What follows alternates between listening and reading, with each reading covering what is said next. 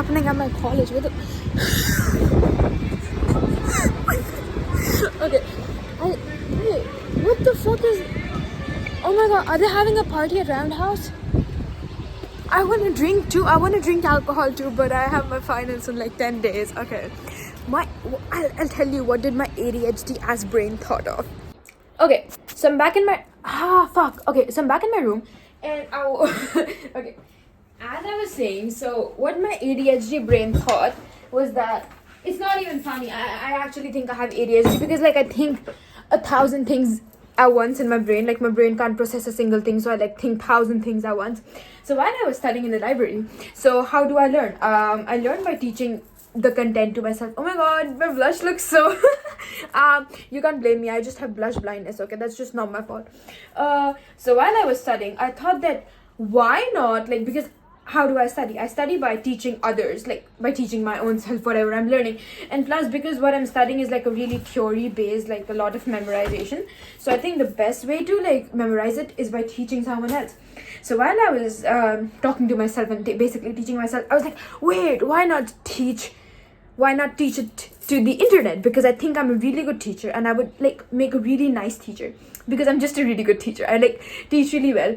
And fortunately, I have really smart friends, so I can't teach them this stuff. I'm not saying that you're stupid if you're like actually watching this, but I can't teach it to my friends because they're really smart, so I don't have to teach them shit. But I can always teach it to the internet because the only two goals which I have in my mind is to like get a 9.9 GPA and just like to have like maybe 50K by the end of the year. So I don't know how, like my content is so random. How the fuck did I become an economics teacher? Like suddenly. Okay, never mind, keeping all of that aside. Okay, keeping all of that aside, I'm gonna just teach you without bullshitting. So okay, I'm gonna start by talking about opportunity cost. I'm gonna look at it and talk because obviously I'm not a teacher. Okay, I'm just like, I'm studying economics for the first time myself because I was a fucking science student. I mean, see, while teaching, I'm gonna do gossips because I understand the Gen Z brain. Gen Z brain can't take so much content at once, and the teachers at internet, they haven't adapted to the Gen Z, you know, style of learning. I mean, Gen Z needs to gossip in between, okay, about their personal life. So I'm gonna do that, and I'm gonna teach you as well. And I promise, if you listen to me, you're gonna understand everything if you're obviously learning economics. Okay, I myself am studying economics for the first time because I was a science student, so I studied like PCB in my 11th and 12th. But here we are studying economics because because I'm studying law. I don't know, this is really complicated and we don't have time for this nonsense. I'm just gonna start, but what I meant to say is that I'm gonna look and talk, but it does not matter.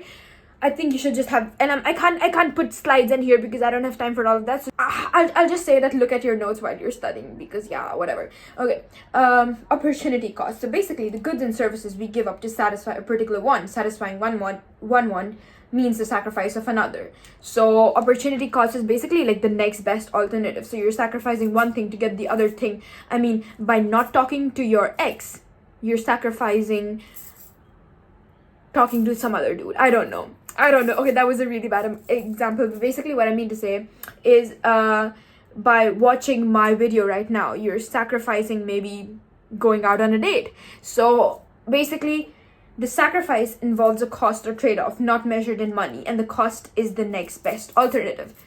Sacrificing one thing for the other thing. Just remember that we give up to satisfy a particular want. You're doing something, and by doing that, you're sacrificing the other thing. I mean, by going out on a date, you're sacrificing the time which you could have used to study. Okay, you get it. We're just recapping. What is the economic problem? The economic problem is we have limited resources and we have unlimited wants. That's the economic problem. Simple as fuck. Just fucking memorize it. Yeah. The need for choice involves an individual's opportunity cost, the sacrifice of an alternative good. Now we're going to talk about economic model.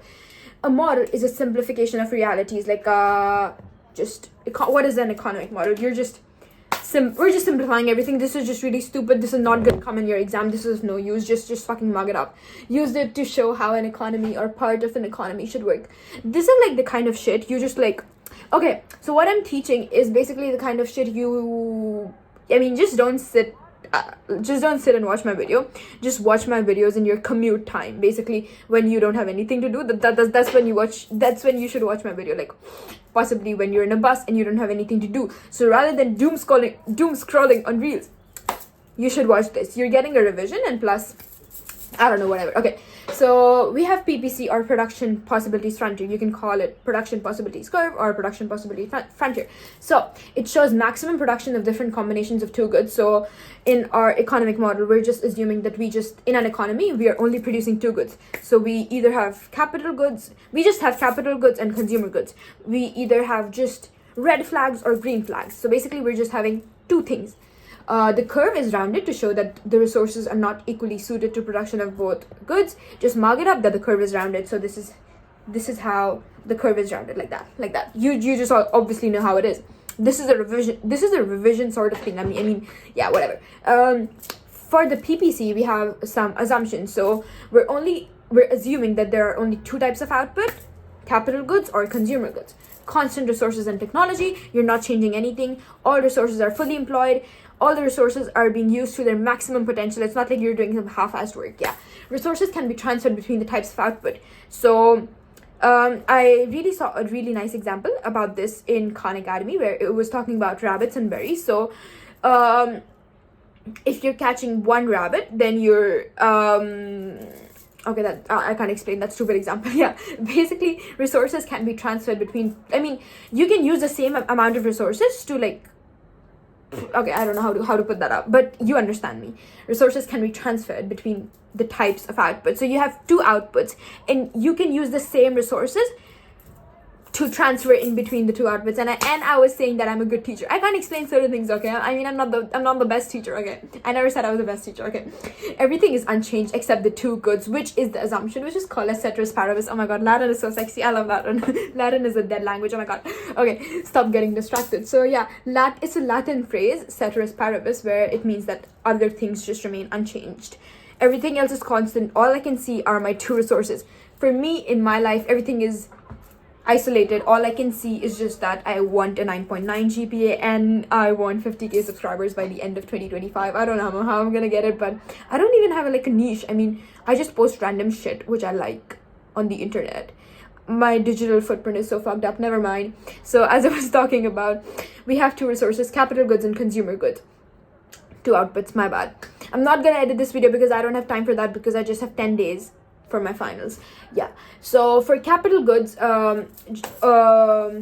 we have a point for capital goods it's 120, for consumer goods it's 0. Then for now, you're like using the resources to maybe produce consumer goods. Now you want to produce consumer goods, so the sum is always going to be constant. So capital goods is 120 currently, consumer goods is 0. Use your imagination, use your brain. I mean, just try to imagine. Okay, then your capital goods go from 120 to 90, so you decrease by 30, but the 30 didn't just vanish away into the sky, because you are in a box. Your resources are constant, so you use the 30 to produce consumer goods. So now your capital goods are 90 and your consumer goods are 30. Next, we move on to point Y, where from 90 capital goods we went down to 40 capital goods. Now 90 minus 40, let's do that, which is 50. Yeah, that's 50, right? Yeah, that's 50. Yeah, so your capital goods went down to 40 and your consumer goods increased because you used the resources your resources got transferred, so your consumer goods increased. You just get my point. Now, the last one is where your capital goods got 0 and your consumer goods went down to 60. So my phone's storage just got like full, so now I'm recording on Snapchat. You see what all you do for content. okay, I might have said something by mistake. I said that capital goods and consumer goods, their sum remains constant, but I don't think that's the case. I have no idea why that's the case, but it does not remain constant. I don't know why, but it does not remain constant. Just mug it up. I don't know. I mean, it just does not remain constant. I mean, so whatever. So your capital goods are down to 0 and your consumer goods are now 60. Okay, whatever. Going okay, that's it. You just understand my point, right? Yeah. So we know how the PPC curve is. It's rounded. Now moving from one point on the curve to another means choosing a different combination of goods to produce. Yeah, so this involves a trade-off or opportunity cost, which is what we talked about. Now again, opportunity cost, next best alternative. The sacrifice involves a cost or trade-off. Now our PPC curve is like rounded like this, right? So the points inside your curve, that's obtainable. and the points outside your curve is unattainable. But your PPC is when you're using maximum resources, right? So, do I look fat? So, okay, so your PPC, when it looks like that, okay, you're using your resources efficiently. But if you go inside your curve, like inside here, it's attainable, but that means that you aren't using your resources efficiently, and outside the PPC curve is unattainable. So a point inside the curve is an inferior position, resources are unemployed or idle, and maximum production isn't being reached. With just a point outside the curve is currently impossible to achieve. Yeah, you get my point. So you aren't just being efficient, that's it. I mean, inside the curve you're being lazy, you're doom scrolling, and you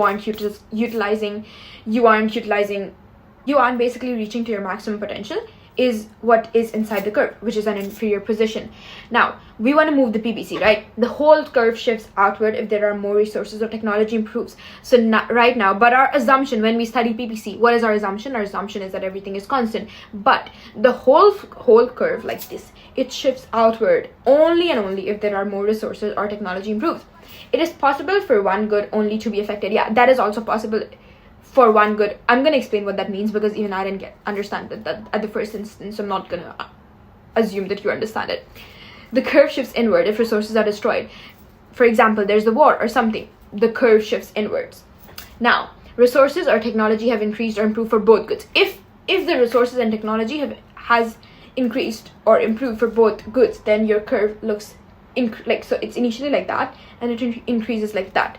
But resources or technology have increased or improved for one good only, then it's initially like that and then it moves like that.